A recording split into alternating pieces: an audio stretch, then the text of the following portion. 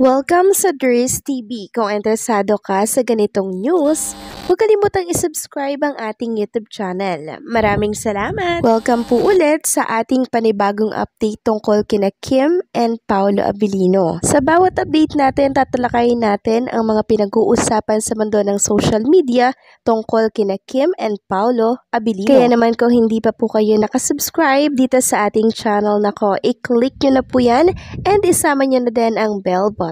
So, ayan, welcome back again sa ating YouTube channel mga kakimpaw, and sa update natin ito ang pag-uusapan natin ay tungkol sa mga importanteng ganap kina Kim and syempre kay Paolo Abilino. So, diba kagabi po ginanap yung awarding para po yan sa 53rd Box Office Entertainment Awards at meron nga pong award dito ang Kim Power, si Kim and Paolo Abilino bilang Most Popular Love Team of Philippine Entertainment. And hindi po dito nakarating si Kim and Paolo Abilino dahil nga po sila ay nagtitaping dyan sa Cebu. Pero kahit ganun pa man mga kakimpaw, hindi po nakalimutan magpasalamat ni Chinita Princess sa natanggap po nilang awards ni Paolo Abilino. Sabi nga po kanina ni Chinita Princess sa kanyang Instagram story, maraming salamat daw po for this recognition, #Guillermo Awards. So nakaka-proud lang mga kakimpaw dahil from being the power tandem of the PMPC Star Awards to winning the most popular love team of Philippine Entertainment. Kaya naman bumuhos po ang congratulatory message kay Kim and Paolo Abilino dito po sa mga social media platform. Basahin natin ang ilan sa mga naging mensahe po ng mga fans. Sabi nga po ni Eunice dito sa X, "You two embody elegance and grace in such a natural, effortless way. Together you don't just look beautiful, you radiate harmony, strength, and timeless style. Truly a perfect match in every sense. Congratulations, Kim Pao." Sabi naman po ni Aryan mula dito sa X, "Congrats to this accidental ship with chemistry so strong. They had us all in a chokehold even when they were enemies in Linlang. They intentionally built a fandom so solid, even management and Loki them too had no choice but to give us back-to-back project." Sobrang nakaka-proud mga kakimpaw na itong sinusuportahan po nating tambalan, si Kim and Paolo Abilino mga kakimpaw. Grabe, binabaha sila ng mga awards, 'di ba? And alam naman natin na sobrang deserve po nila yung mga blessings na tinatamasa nila ngayon. Dahil pag nagtatrabaho po si Kim and Paolo Abilino, talagang binibigay nila yung 101% nila doon sa project.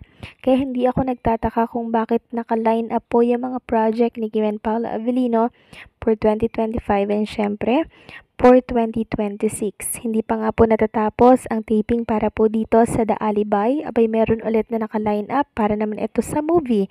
At for sure, pakatapos ng movie, another series na naman ang kanilang gagawin. Grabe, di ba?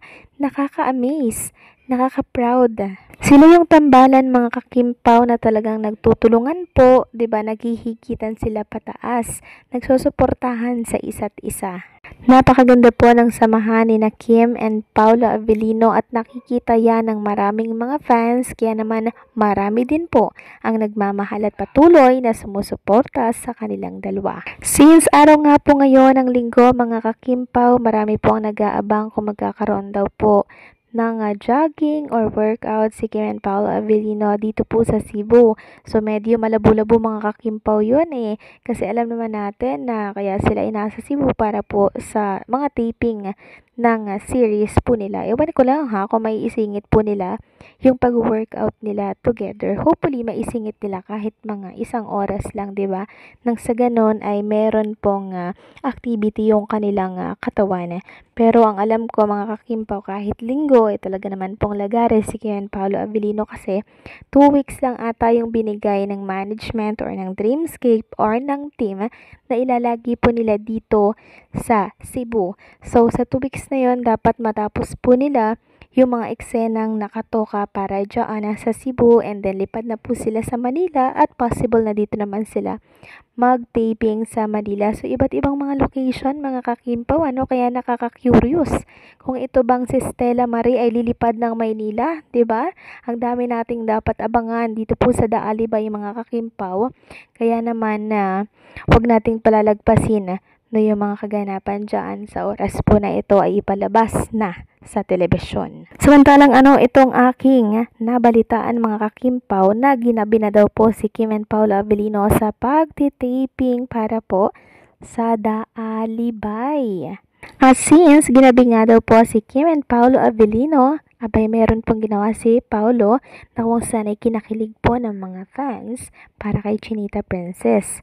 So, si Paolo Avellino daw po ay nag-order po sa Grab ng pagkain ni Chinita Princess dahil ayaw niya pong magutom si Kim Chu, mga kakimpaw. Grabe, ang sweet, 'di ba? So, saan ko nakita ang balitang 'yan, mga kakimpaw? Credit po sa nag-post nito sa Facebook, mula ito kay Miss Chinita and Baby Dana Vlogs. So, sabi niya dito sa kanyang pinost, mga kakimpaw, hayaan niyo pong basahin ko sa inyo dahil for sure kikiligin kayo ng sobra dito. Sabi niya, ayaw talaga niya magutuman ang kanyang Chinita Princess. Kaswerte ba sa nag-deliver sa Grab Food na hi-orderan ni Paolo Avellino? Kuya, unsa gi-order dili lechon, siguro lapu-lapu fish daw. Grabe naman ka-sweet ni Paolo Avellino, di ba? Habang busy po si Chinita Princess, inorderan niya po sa Grab ng pagkain, mga kakimpaw, para hindi po magutom si Kim Chu. So, si Kim Chu po kasi yung nakasalang sa taping kagabi, and si Paolo Avellino ata wala po siyang eksena. Si Kim lang po ang meron, pero nakabantay po si Paolo Avellino, mga kakimpaw. At ang nakakakilig nga po ay ayaw magutuman ni Paolo Avellino si Chinita Princess, kaya nag-order daw sa Grab si Paolo. Swerte daw po ng Grab driver kasi nakita niya daw po si Paolo Avellino, mga kakimpaw. Grabe, di ba? And kung magbabasa nga kayo ng komento sa post na to, ang dami pong kinilig. Sabi po ng ilang mga fan, ganyan ka-thoughtful ang isang Paolo Avellino sa kanyang Princess Chinita. Ayaw magutom ang mahal niya. Tahimik nga lang si Pao sa love language niya kay Kimi, maraming inggit sa kanila. Sabi pa ng isa dito, sana tuloy-tuloy Pao at huwag kang magbabago kay Kim, mahalin mo siya, magmahalan kayo ng buong buo. Ang bait mo Pao sa Chinita Princess mo, alagang Paolo Avellino forever. Sabi pa ng pangatlong nagkomento, ganun talaga pag in love, sobrang caring niya talaga sa princess niya. Alam kasi ni Pao madaling magutom si Kim. Grabe naman yun, di ba? Nakakatuwa lang kasi pag andyan si Paolo Avellino, alagang-alaga niya po si Chinita Princess. Ganon din naman si Kim Chu kay Paolo, di ba? So, vice versa lamang po yung ginagawa nila. And nakakatuwa nga po yung samahan na meron si Kim and Paolo. So, ipagpatuloy nyo lang yan, magmahalan lang kayo dyan. Dito lang kami nakasuporta sa inyo. So, paano mga kakimpaw, hanggang dito na lamang pong update natin. Maraming salamat sa patuloy na pagsuporta.